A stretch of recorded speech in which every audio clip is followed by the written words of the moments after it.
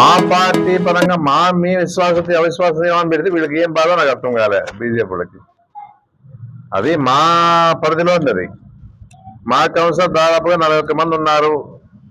పోయిన వాళ్ళు 5 మంది పోయినా వాపసు వచ్చినాడు, మళ్ళీ ఊరు వచ్చాడు, వాసిం వచ్చినాడు. ఎందుకంటే ఏదో చేస్తామని చెప్పేసి వాళ్ళకి ఏదో చెప్పిన తర్వాత పోవడం జరిగిందని చెప్పేసి కూడా చెప్పడం జరిగింది. మన ఇంకా కొద్ది ఎక్కువ వాళ్ళకి ఆశ చూపినారు, మీకు డీలర్షిప్ ఇస్తామని చెప్పేసి. ఎందుకంటే వాళ్ళు డెవలప్మెంట్ లేదనే లేదు, డెవలప్మెంట్ జరిగింది, ఇంకా జరిగితే బాగుంటుందని చెప్పేసి ఆలోచనతో వీళ్ళు ఉంటే వాళ్ళు అది క్యాచ్ చేశారు, పట్టుకుపోయినారు. మేము ఇస్తామో మేము చేస్తామని చెప్పేసి. ఎవరు వాళ్ళు చేసేకి? ఎవరు చైర్మన్ మనోళ్ళు, మున్సిపల్ కౌన్సిల్ మనోళ్ళు. మీదన్నా కూడా వాళ్ళు కూడా ఏ కౌన్సిలర్కి ఏది కావాలన్నా కూడా చేయాల్సిందే కౌన్సిలర్లు తీర్మానం చేసేదే కానీ వీళ్ళు చేసేది, ఎమ్మెల్యే చేసేది ఏం లే. ఎమ్మెల్యే ఫండ్స్ ఏదైనా ఉంటే ఇవ్వచ్చు కానీ ఎమ్మెల్యే ఫండ్సే లేవు. అంతేగాని ఏదో మభ్యపెట్టి వాళ్ళకి ఈ విధంగా ఆ పార్టీలోకి తీసుకొని కండువా వేస్తే అయిపోయా. ఇంకా కండువా వేసా అంటే పక్కకు పెట్టింటారు అంతే. మన నుంచి గురించి కానీ వాళ్ళ ఏదన్నా కావాలన్నా చేసేది కానీ ఉండదు. చాలా మంది ఆ పార్టీలో చేరినారు. ఎందుకు చేరినా అంటే ఏదోలే వాళ్ళ పనులు ఉంటాయో, లేకపోతే ఇంకోటో లేకపోతే ఏదో అని. ఇప్పుడు ఎంతమంది చేరినారో వాళ్ళ పేర్లు ఊరికి గుర్తుండవు వీళ్ళకి. ఏదో రోజు రావడమేమో, ఎవరో పిలుచుకురావడమేమో, వాళ్ళ తరపు వాళ్ళ ఊరి కోసం వాళ్ళు కండవాళ్ళు వేయించడమేమో పదార్థం అంతవరకే. కానీ ఎందుకంటే మేము చూస్తా ఉంటాం, మేము వచ్చినప్పుడు ఆహ్వానించాం లేదనిలే. ఎందుకంటే వస్తామన్నది వద్దంటా అని చెప్పేసి ఆహ్వానించాం అంతే. మనమేం బలవంతంగా ఎవరినేం తీసుకురాలే, ఎవరిని పెట్టలే. కొంచెం సంతోషంగా ఆహ్వానించిన పరిస్థితి కూడా చేశాం. ఏదన్నా ఒకటి చెప్తా ఉన్నాను, ఈరోజు ప్రజలకు గౌరవం ఇవ్వాలి. మనం ఎందుకు గౌరవం ఇవ్వాలంటే ప్రజలకు, నాకు కూడా 2017 నాకు ఈ బాలనారెడ్డికి జయరాంకి ఆఫర్ వచ్చింది. ప్రజలు గౌరవం ఇచ్చాం మేము. ఆ రోజు 70 కావాలనుకుంటే పోయేవాళ్ళం మేము కూడా. ప్రజలు ఇచ్చిన మనకి సపోర్ట్ ని మనము వాళ్ళకి గౌరవించాలని చెప్పేసి ఉద్దేశంతోన మేము చేశామే. కానీ ఆ రోజుల్లో మేము పార్టీ పరంగా ఉన్నాము. ఎందుకంటే ప్రజలు ఇచ్చిన గౌరవం మాకు ఇచ్చారు. ప్రజలకే ఇచ్చిన ఈ పదవిని మనము వాళ్ళకి అవమానపరచాలని చెప్పేసి ఉద్దేశంతో ఎక్కడికి పోలే. మేము పార్టీ పరంగా ఉంటాం, మేము రావని చెప్పేసాం గట్టిగా. అంతేగాని ఈరోజు పోయిన వాళ్ళు ఏదో వస్తే సంతోషంగా కండువా కప్పినంత మాత్రాన అంత వాళ్ళు ఈ బీజేపీ పార్టీకి అంకితమైపోతారని చెప్పే ఆలోచన ఏం లే. ఎందుకంటే ఈరోజు కూటమి ద్వారా కలిసి పోటీ చేశారు కాబట్టి గెలవగలిగినారు. కానీ ఏదున్నా కూడా ఏదో నమ్మినారు. ఎందుకో మన వ్యతిరేకం వచ్చింది మా మీద, మేము సంతోషమే. ఎందుకంటే మేమేమి ఎవరికి తప్పు చేసిందా, ఎవరినేం ముంచిందా, ఎవరు కబ్జాలు చేసిందా, ఎవరిదేమో మనం వసూలు చేసిందా. ఈరోజు ఇంత అన్యాయంగా కళ్ళకి కనపడేటట్లు కనపడతానే ఉంది. ప్రజలంతా గమనిస్తా ఉన్నారు, ఏం చేద్దా ఉన్నారు గమనిస్తా ఉన్నారు బాగా. ఏదున్నా కూడా ప్రజలే మనం తీర్మానం చేస్తారు. ఎందుకంటే ప్రజల్లోనే తీర్మానం చేసేది అయినా తీర్మానం చేసేది వాళ్ళే, వద్దనుకున్నా తీర్మానం చేసేది వాళ్ళే. ఆ పరిస్థితి ఎలక్షన్ వచ్చినప్పుడు తెలుస్తాయి. ఏదన్నా మనమే పిల్లి కళ్ళు ముచ్చుకొని పాలు దాటుంటారు, నన్ను ఎవరు చూడరని. అట్లా ఈ పరిస్థితి కనపడతా ఉంది. ఇప్పుడు ఉండే పరిస్థితి కనపడతా ఉంది. ఊరికి 4 కోట్లు తెచ్చా అంటా ఉన్నాడు ఆయన. డైరెక్ట్ ఎమ్మెల్యే గారు చెప్పినారు. 4 కోట్లు ఆర్డర్ కాపీలు 4 కోట్ల మున్సిపాలిటీలు తీసుకొచ్చినాము అదే చెప్పాలి కదా. 4 కోట్లు వేసాం, 4 కోట్లు వేసాం, మున్సిపాలిటీ 4 కోట్లు వేసాం అంటే ఎక్కడ 4 కోట్లు వచ్చిందే 1 కోటి. ఆ 1 కోటి రూపాయలు కూడా అదే ఇప్పుడు ఉండే చైర్మన్ గారే ఆమె అన్నారు, ఎంత దొంగ బిల్లులు చేసుకుని తింటున్నారు అని చెప్పేసి ఆమె మాట్లాడే పరిస్థితి కూడా ఉంది. అది మనం 4 కోట్లు ఇస్తాము అడ్డపడతారు. ఎందుకు అడ్డపడతారు? ఇప్పుడు మామూలుగా 15th ఫైనాన్స్ 12 మేము ఉన్నప్పటి నుంచి 12 11th finance 12th finance 13th finance 15th finance 16th finance అవి వస్తూనే ఉంటాయి రొటీన్ లో. సెంట్రల్ గవర్నమెంట్ సంబంధించినవి అవి కూడా నేనే తెచ్చినట్టు. మామూలు రొటీన్ లో వచ్చేవి అవన్నీ కూడా. మనం ఏదైతే ఆదాయంలో డెవలప్మెంట్ చేయాలో అవన్నీ రాసి పంపిస్తేనే ఇమ్మీడియట్ గా సెంట్రల్ గవర్నమెంట్ వచ్చే ఫండ్స్ 16th ఫైనాన్స్ వస్తాయి. ప్రాబ్లంలే. అది కూడా నేను తెచ్చా అంటాడు, గ్యారెంటీ అదే అంటాడు. ఆ సమస్యలే వస్తా ఉంటాయి. నీవు ఈ మన ప్రభుత్వం ద్వారా ఏం తీసుకొచ్చినామని సమాధానం ఉండదు. అది 4 కోట్ల యాడ్ నుంచి వస్తాయి. మేమే ఇన్నేళ్ళు ఉన్నాము, 3 సార్లు టర్న్ ఓవర్ చేసాము, మీనాక్షి చేశాడు. మళ్ళీ ఏ టర్మ్లోనో మేము మున్సిపాలిటీ నుంచి అంత తీసుకురాలే. ఎందుకంటే అనవసరంగా ఇప్పుడు వస్తున్నాయి కాబట్టి 15th ఫైనాన్స్ వస్తాయి, మాకు అవే దండి డబ్బులు అయిపోతా ఉండే. ఆ పరిస్థితిలో మనం కావాలని చెప్పేసి మామూలుగా ఏదో మున్సిపాలిటీ 1 కోటి రూపాయలు వస్తే ఎక్కువ అవుతాయి అనుకున్నాము. అవి వస్తా ఉన్నాయి, ప్రాబ్లం లేదు, చేస్తా ఉన్నారు. అంతేగాని అబద్ధాలు చెప్పేసి మళ్ళీ ప్రజలు మభ్య పెట్టేదానికి ప్రయత్నం చేసే పరిస్థితి వస్తా ఉంది. మేము మా పార్టీ విశ్వాసం తీర్మానం పెట్టుకుంటే వీళ్ళు ప్రచారం చేస్తారు. ప్రచారంతో వేసుకొని ప్రజలు లేకపోయి తిరగబడండి. ఎందుకు తిరగబడతారు ప్రజలు? ఏమన్యాయం చేసినా తిరగబడతారు. ఇప్పుడు మెడికల్ కాలేజ్ చేసిందే తప్ప, బైపాస్ చేసిందే తప్ప, డిగ్రీ కాలేజ్ చేసిందే తప్ప, మనం ఏమన్నా ఏదున్నా కూడా గతంలోనే రాజశేఖర్ గారు బైపాస్ ఇచ్చినాడు మనకి. ఆ ట్యాంక్ కట్టేదానికి ఆ రోజుల్లో ముందు నుంచి భాస్కర్ రెడ్డి ఉన్నప్పటి నుంచి, ఆ రోజుల్లో ఉన్నప్పటి నుంచి సమస్య ట్యాంక్ అని చెప్పేసి ఒక్కొక్క స్టెప్ బై స్టెప్ వచ్చేసి తెలుగుదేశం పార్టీలో ఒక కొలిక్ వచ్చింది. తర్వాత డబ్బు రిలీజ్ చేయలేవాళ్ళు జగన్మోహన్ రెడ్డి గారు. మా తర్వాత రాజశేఖర్ గారు వచ్చాక డబ్బు రిలీజ్ చేసి పనిచేసాము. బ్రిడ్జ్ కట్టినాము, 2 బ్రిడ్జ్లు మన నుంచి వచ్చినవి.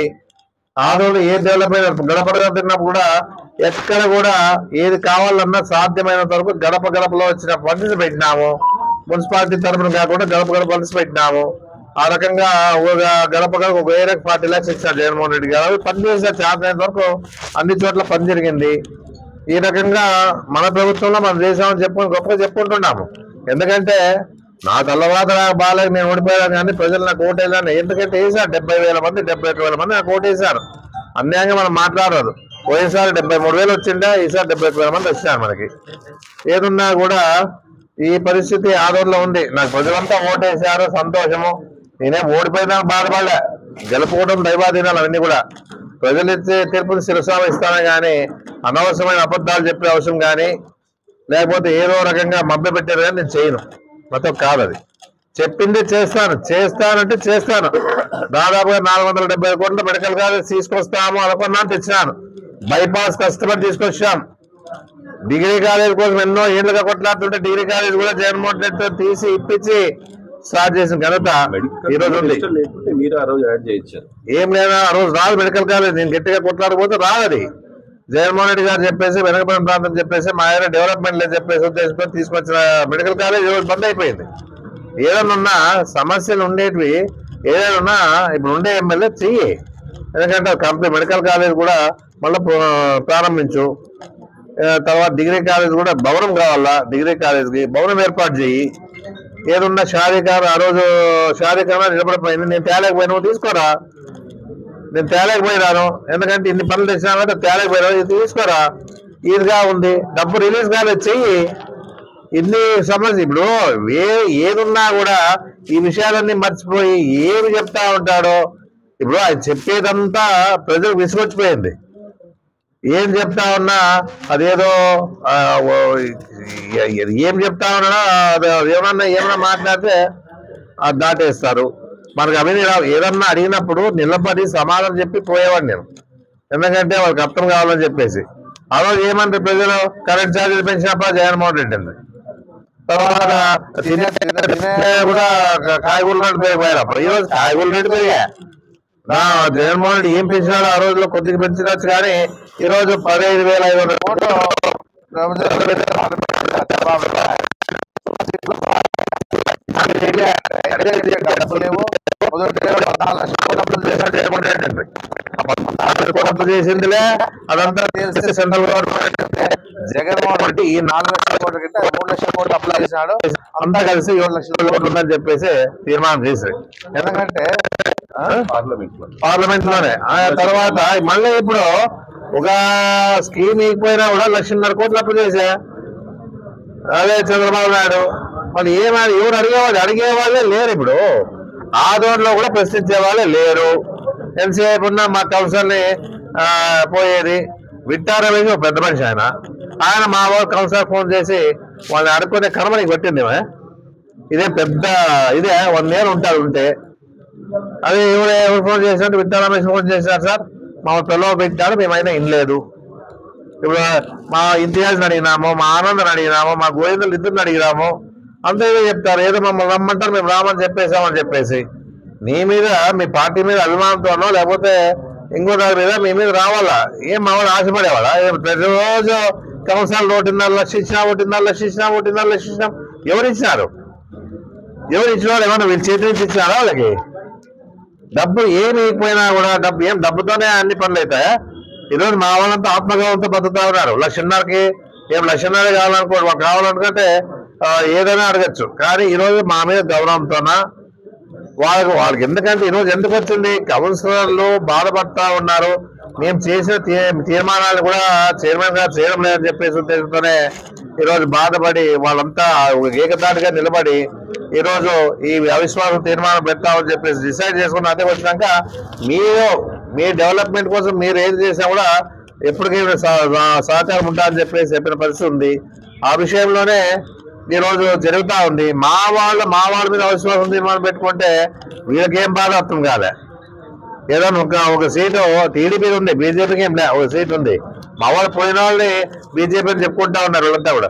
అందరూ ఇప్పుడు వాసన చెప్పినట్లు ఏమైతా అంటే వాళ్ళంతా వాళ్ళ పనుల మీద పోయినారు. ఆ పనులు పోయినారు, ఆ పనులు అయిపోతే ఏం చేస్తారు ఇప్పటికే ఎక్కడికి పోరు వాళ్ళు, మళ్ళీ సొంత ఊటికే వస్తారు. ప్రాబ్లం ఏం లే, ఏదున్నా ఎక్కడికి పోరు. ఏం పోతారు, ఏముంది, ఏం జరుగుతా ఉంది. మనమైనా ఏదైనా వస్తే కూర్చొని మాట్లాడి 10 మందికి ఏమి ఇబ్బందులు వచ్చా అని చెప్పేసి కూర్చొని మాట్లాడి అందరికీ ఫోన్ చేసేవాళ్ళం. మనం పోలీసు వాళ్ళు డిపార్ట్మెంట్కి చేస్తా ఉంటుంది, రెవెన్యూ డిపార్ట్మెంట్కి చేస్తా ఉంటుంది, ఏది కావాలన్నా ఏ డిపార్ట్మెంట్ కావాలన్నా కూడా ఫోన్ చేసి చెప్పి వాళ్ళ పని చేసేవాళ్ళం మనం. ఈరోజు అది లేదు కదా. ఏం జరుగుతా ఉంది ఆందోళన అంటే అన్ని చోట్ల ఏమొస్తుంది, నాకేమేమి పరిస్థితి వచ్చింది. మేము ఇన్నేళ్లలో ఎన్ని కోట్లు ఖర్చు పెట్టింటాం చెప్పండి. ఈ 5 సార్లు పోటీ చేస్తే 5 సార్లు పోటీ చేసినప్పుడు ఎంత ఖర్చు పెట్టింటాం. ఏ రోజు మేము రూపాయి కోసం ఆలోచన చేసినామా? ఎవరైనా కానబ్బా ఊరికి కబ్జా ఎక్కడ కబ్జా, ఎవరు తీసుకున్నామని ఎన్నిసార్లు చెప్పినా ప్రజల్లో నేను అమ్మలే. చాలయ్యా మీకు అన్యాయం జరిగితే రాండి ఎవరో నలుగురు. ఇప్పుడు నా తరఫున నా పార్టీలో ఉన్న వాళ్ళేం అన్యాయం చేయలే, వాళ్ళ పరంగా వ్యాపారాలు చేసుకుంటూ డిలే జరిగిందే కానీ ఎక్కడ కూడా కబ్జా అనేది కానీ వాళ్ళు డిలే చేసిందే పొరపాటుని అన్ని మా మీద వేసుకొని కర్ణాటక చేపల తగిలి ఈరోజు ప్రజలు నమ్మినారు కాబట్టి నేను ఓడిపోయినా. అంతేగాని ప్రజలు తెలుసుకుంటా ఉన్నారు. ఇప్పుడు ఏదున్నా కూడా అన్ని రకాలుగా ఎవరు కూడా ఏ కష్టంలో వచ్చినా కూడా సాయం చేసేవాళ్ళు మేము. ఏ రోజు కూడా ఎవరు కూడా లీడర్ కూడా పంపించే పరిస్థితిలో ఉండే పరిస్థితి నేను.